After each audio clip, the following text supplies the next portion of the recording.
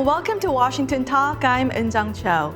The United States for the first time seized a North Korean cargo ship involved in illicit coal transports. North Korea called the seizure robbery and demanded an immediate return. How will the seizure impact the stalled denuclearization talks between Washington and Pyongyang?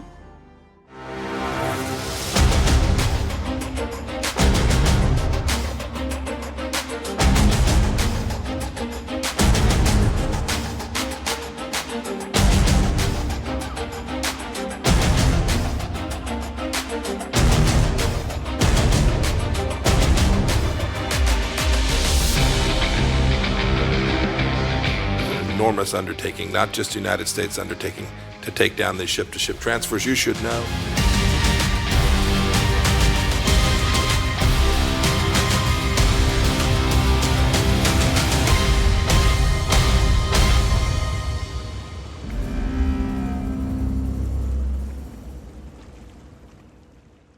In the studio with me today, Ms. Duyeon Kim, Adjunct Senior Fellow at the Center for a New American Security and a columnist with the Bulletin of Atomic Scientists. Ms. Kim was previously with the Carnegie Endowment. Also joining me, Mr. Scott Snyder, Director of U.S.-Korea Policy Program at the Council on Foreign Relations. Mr. Snyder has authored numerous books on Korean politics and foreign policy and Asian regionalism. Welcome to the program. Thank you. Thanks for having us. Now, the United States seized a North Korean vessel, Wise Honest, for the first time, taking North Korea's physical asset for the first time. What is the significance of this measure?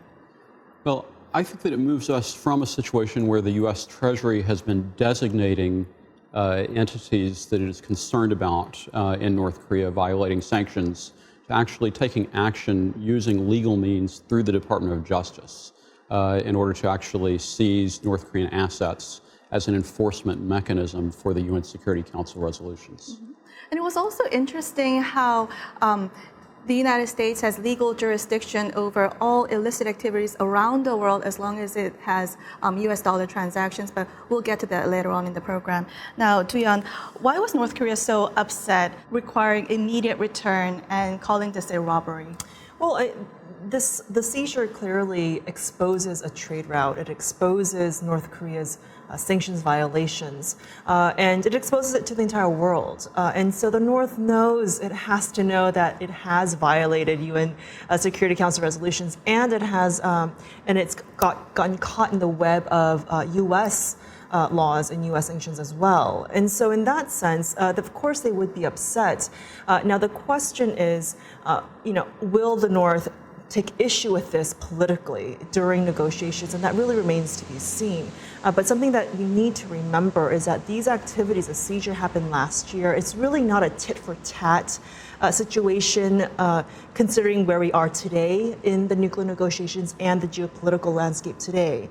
This really was, an existing sanctions regime, an international sanctions regime. A North Korean vessel got caught in it, so of course the U.S., the UN has to take measures accordingly. Right, Duyeon just raised that point. The seizure happened last July. The legal procedures began last July, but was under seal and was only made public May 9th, which is a year later. So is there a correlations with the missile testing? No, I see it as a separate issue. I really see it as the legal process starting. And actually, it's about enforcing the UN Security Council resolutions, trying to stop North Korean sanctions evasion. And so the Department of Justice, issued this warrant last year, and the government of Indonesia responded and had to work with the U.S. government in order to move forward. And then it was really only in the course of the last few days, actually at a time of stalemate, rather than last year at a time of progress, that we see this coming to fruition. I think Scott raises a really important point, the separation between the law enforcement aspect, judicial process, and the diplomatic process here, because the Court of New York, I highly doubt that they were really caring much about what happens geopolitically in Washington, because they're doing their job. They're trying to enforce U.S. laws, and this got caught in that web, as I was saying before. And Scott mentioned that Indonesian authorities first seized the ship, and then U.S. authorities seized the ship. And there was a coal transfer into another vessel, Tongtan, just a month ago. So this must be a time when either Indonesian authorities or American authorities control the boat. So is this a sting operation to track more sanctions evaders? It's not clear, I think, at this point. I think that what is clear is that the Indonesian government is probably trying to walk a line between its relationship with North Korea and its relationship with the United States. And it may well have been that one way of managing that from an Indonesian perspective was to release the cargo to another North Korean ship while turning over the ship itself to the United States. So what will be the implications to the future global sanctions implementations? You know, that really remains to be seen. This is one incident, and it's definitely a positive incident. It's a positive message. It shows that the international sanctions regime is working to some extent, but it's also very tricky. The U.S. and member states need to find the exact nodes and where North Korea is evading sanctions, where North Korea finds the loopholes. And so finding those nodes are going to be difficult, but all member states will have to play their parts. They will all have to do the proper reporting, enforcing, and especially China and Russia will also be key in terms of the implementation. Right. And back in 2007, under U.S. pressure, banking authorities in Macau froze $25 million worth of North Korean assets in Banco Delta Asia. And what parallel can we see from this latest seizure to BDA case? Well, I see more differences in this case. So very simplistically, during BDA, the belief was that the 25 million was Kim Jong-il's pocket money. And so back then, we always said, you know, the BDA sanctions really brought North Korea to the knees, really brought North Koreans out to the nuclear negotiations table. I'm a little skeptical about the impact of this seizure on actual nuclear negotiations. I'm not sure if this vessel really meant as much as back during BDA, and if it really was the personal pocket money of Kim Jong-un. I mean, that really remains to be seen. We'll have to see. What is your take? Well, there are some similarities, and I think one of the big similarities is that this was an action taken by, in this case, the Department of Justice, with BDA, Department of Treasury, that was really not connected to diplomatic negotiations. But the North Koreans, being North Koreans, are going to see it as connected. And so one of the challenges that we have is that unlike in 2005, 2006, when we actually had some momentum in negotiations and BDA stalled that momentum, right now we have a stalemate in negotiations, and this is going to contribute possibly to a downturn or worsening of the U.S.-North Korea relationship. And how much has U.S.'s economic statecraft evolved since BDA times?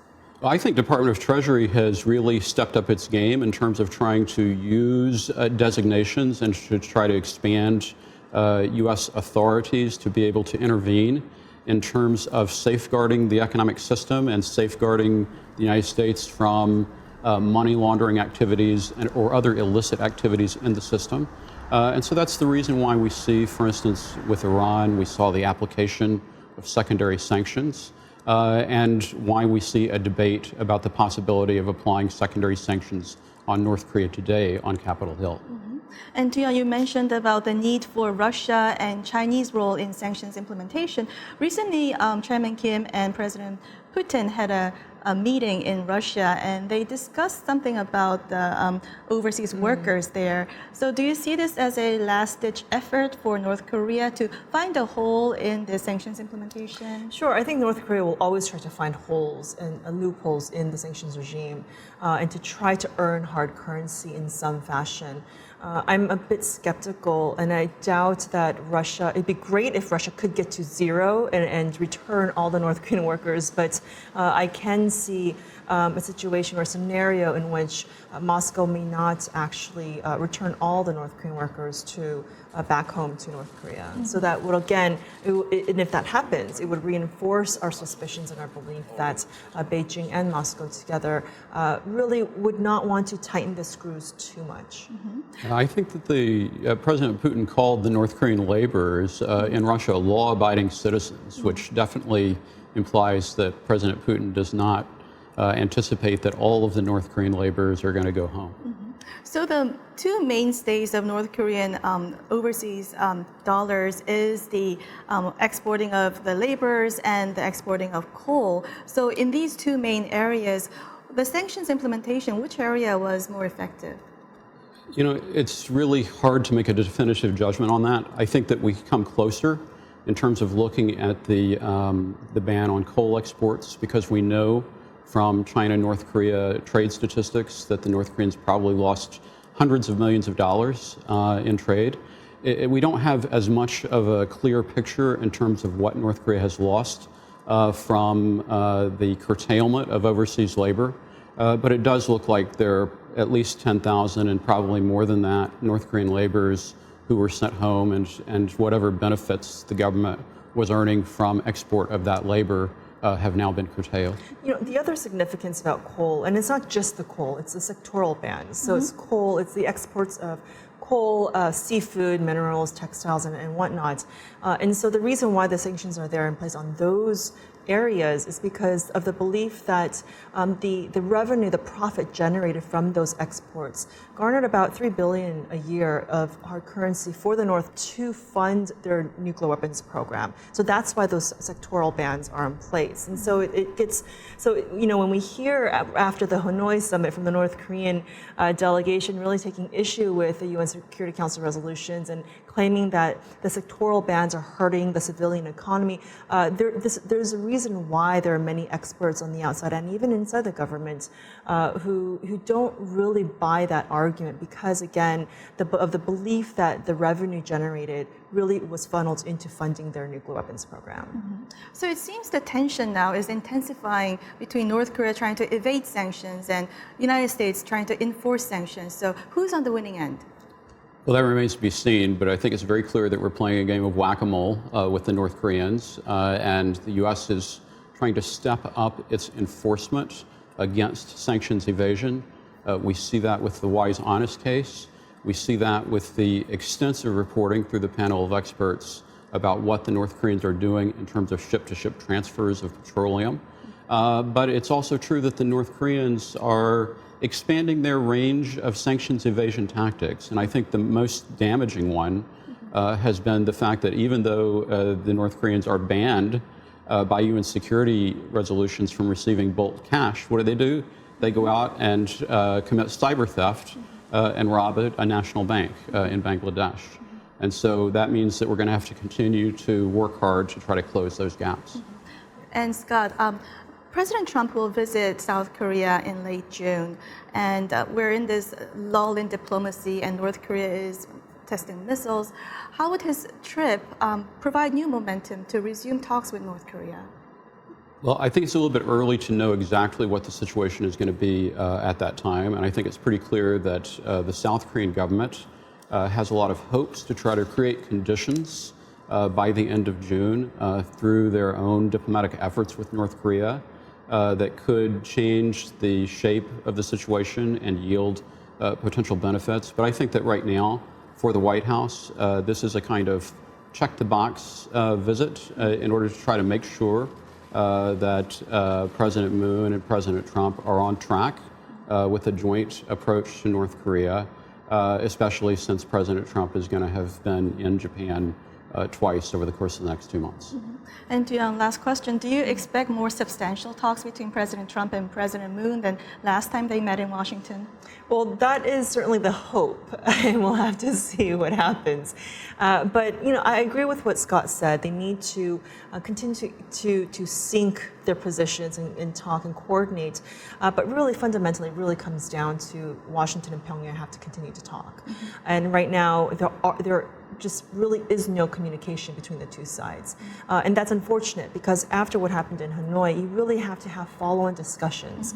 And so in the absence of that, the two sides are sticking to their maximalist positions. And so we'll have to see whether the North tries to just, again, bypass the working level and go straight to President Trump and try to cut a deal with him again, or if they'll allow some sort of senior level negotiating process that leads up to a potential third summit. So I think one of the problems is that when there are no talks, it gives space for actors on either side to focus on pressure. And so North Korea is doing that through these short-range testing. The United States, its diplomats are doing that by trying to increase the economic pressure on North Korea. Mark Lambert is traveling, basically focusing on sanctions enforcement rather than talking to the North Koreans. We'll leave our conversation here and now watch video for our next discussion.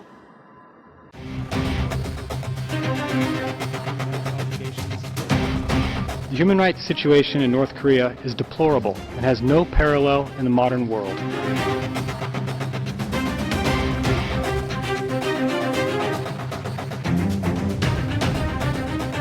As they insult the dignity of DPRK and severely distort the reality on the ground.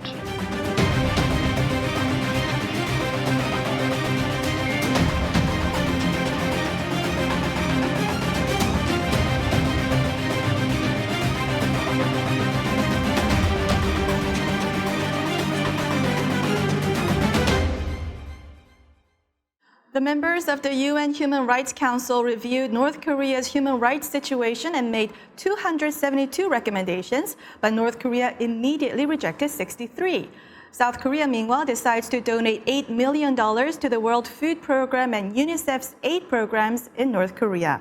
Now, Scott, during the previous two cycles of Universal Periodic Review, hundreds of recommendations were accepted by North Korea but never implemented. So do we have to question the efficacy of UN mechanism in improving North Korean human rights? Well, I know that this is a frustrating process because it seems like nothing is happening on the ground. But I do think that it is important that the international community identify and call out North Korean human rights violations for everyone to see, because it is a way of sending a signal to North Korea that its standards of international governance are simply not acceptable to the international community. And during the latest cycle, United States recommended that North Korea close down its prison camps. But why is North Korea, of all cases of human rights abuses, most sensitive about its prison camps? Well, the North in general, in terms of human rights criticisms, is, it really, they take that as a way for the U.S. trying to get at regime change, a tool to achieve regime change eventually in some form or fashion. And it also really hits the core, their dignity. They always talk about dignity. And so, this is a sore spot, and it's something that is aired internationally as well. And North Koreans, or all Koreans for that matter, are very proud people. And so when we started going the human rights route, we started to notice that they do help in a sense because the North reacts to human rights criticisms. And so that's also become a handy tool in trying to pressure the North, trying to bring them back out, not only to the negotiating table, but of course also to hold them accountable to try to live up to international norms.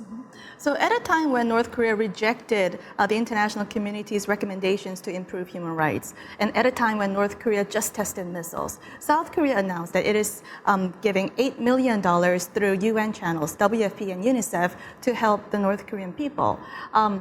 So is this an appeasement to the North Korean government? Well, I regard the policy of separation of humanitarian aid from politics as a correct policy. And I believe that it's right to give that aid through the UN. But I do think the South Korean government has a problem because it has not found a way to respond effectively to the short-range tests that the North Koreans undertook. And this is really related to the gray zone issue. And so actually, the South Korean government needs to find a way to respond instead of just studying, was this a missile or not a missile? It needs to take some kind of action, as it has done in the past in the context of longer-range missile launches, where it conducted its own near-simultaneous tests. And so that's what we haven't seen. And it really raises a critical question about what happens on the national security side while the humanitarian side can be kept separate. Yeah, I agree with Scott that there needs to be that separation. Provide humanitarian assistance through UN agencies, yes, if and when there's an actual need for them. But the challenge and the concern lies in the political perception and the effects of providing food aid or any humanitarian assistance soon after a North Korean provocation or a series of provocations that we've had with the short-range missiles. And so this sends the wrong political message. The big question is actually not what has happened, but what may happen, because the South Korean government is still considering the possibility of bilateral assistance to North Korea, frankly, as a tool by which to try to facilitate diplomacy. But I think that's where we really have to step back and ask ourselves, what kind of relationship does South Korea want to have with North Korea? Is it the kind of relationship where South Korea pays for North Korea to show up? And if so, is that really an equivalent relationship, or is it going to be one-sided, as we have seen in the past? Back in the 90s, perhaps in early 2000s, perhaps trying to induce North Korean behavior through food might have worked, but we also have to think about, well, will this actually have the effect that some policymakers want? But taking a step back further from that is, governments say officially politics and humanitarian assistance are separated, but it would be a mistake to hope or expect that food aid will try to butter up the North or try to induce certain behaviors and bring them back to the table. So the core issue here is really that if you're going to say that humanitarian aid is separated from politics, then you cannot turn around and use humanitarian aid in order to achieve a political goal. Right. Now, South Korea also announced that it is sending businessmen to the Kaesong Industrial Complex. Is South Korea rushing too much? Would this be another source of fissure between Washington and Seoul? Well, so there's also that question of, is this for practical purposes or is there a political motivation behind this? And so what's being reported is, it sounds like Seoul is keeping Washington in the loop, trying to stay clear of certain red flags. But again, the perception issue, the political perception issue is a real issue when it comes to negotiations and geopolitics. And so this is where South Korea will have to be careful as well. I mean, it's understandable why South Korea wants to continue to move forward, even if it's in baby steps, to try to create the atmospheres of rapprochement with the North. But again, we're in a situation in a time today where the North continues provocations and is not showing any sign of serious willingness to have a serious negotiation with Washington right now. Well, we'll end it here and now move on to our next segment. Now, time for the photo moment. Time to look at an interesting North Korea picture. Today, we have a picture of Chairman Kim on an on-site inspection at Gumyagang Power Station on May 4th. On the same day, North Korea has fired a short-range missile. During inspection, Chairman Kim expressed regret that power shortages continue in the country. The latest report from the World Data Lab shows North Korean GDP per person is estimated at only $1,400 a year when estimated from night lights. The South Korean Central Bank's estimate is $2,500 a year. Scott? Well, in a way, it sounds like back to Byungjin, because we're talking about simultaneous economic and military development priorities for Kim Jong-un. But the good thing about a hydropower plant is that it can produce energy for people domestically in North Korea. And actually, I think that is a laudable and proper objective for the North Korean leadership to pursue. So this just is another, affirmation or confirmation of the work plan and objectives that Kim Jong-un laid out in his New Year's Day address in terms of his domestic agenda, and energy and power is very key to that agenda. And when we're talking about energy in general, yes, hydropower, yes, but for the purposes of my day job in nuclear, he also mentioned nuclear energy too. And this is where it starts to raise eyebrows in especially the security community, because that becomes a question of, well, then will Kim Jong-un demand light water reactors or other sources from the U.S. in future negotiations, or will it try to seek that source from whether it's Beijing or even, especially Moscow? We've seen reports of secret deals being discussed between the two sides, or even South Korea to supply reactors for them. Well, on a lighter note, I think this will be remembered as one of those epic on-site inspection pictures where Kim Jong-un climbed up to the highest places and did his on-site inspection. So, well, that's all the time we have for this week. Scott, Duyeon, thank you for joining us. Thank you. Thank you. Thank you. And this was Washington Talk from the Voice of America, and I'm Eunjang Cho. Join us next week for more analysis on North Korea.